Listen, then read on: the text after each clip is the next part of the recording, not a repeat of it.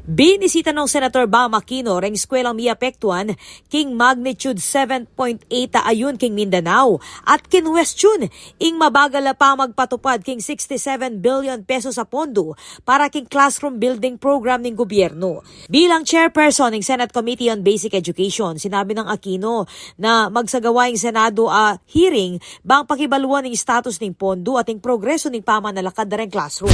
We're gonna have a hearing to find out the progress of these classrooms. I mean, meron na kagad tayong minus 1,000 classrooms nung isang araw because of the quake. So, naghahabol tayo. We want to put up these classrooms.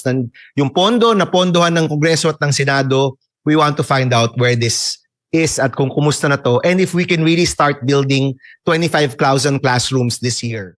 Agpangking Department of Education, migit 1,000 classrooms, kareng 19 probinsya, ing mesira king ayun, alakwas pang migpalala, king kakulangan na rin classroom king bansa. Agpangkang Aquino, dapat ma-fast track ing pamangamit ng pondo, lalo pat papalapit na ing kauran at malyaring magdulot karagdagang delay king construction at rehabilitation efforts. Ito yung isa sa mga priorities po natin to check on that budget, to make sure na nagagamit siya ng tama, to make sure na mabilis yung deployment niya, no? Kasi currently, ang report sa amin ay mabagal yung deployment. Lalaming 2026 national budget, ating 67 billion pesos sa makasadya para king pamanalakad na ring 25,000 abayong classroom bilang parte ng 1.34 trillion pesos sa budget para king education sector. Ito yung isa sa mga priorities po natin to check on that budget, to make sure na nagagamit siya ng tama, to make sure na mabilis yung deployment niya, no? Kasi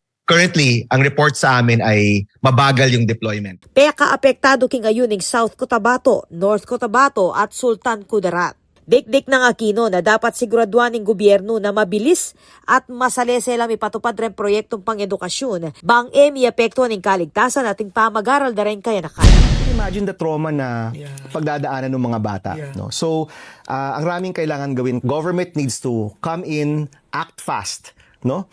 Yung pagbibigay ng pondo para ma-repair yung mga classroom or para gumawa ng mga bagong classroom, kailangan mabilis.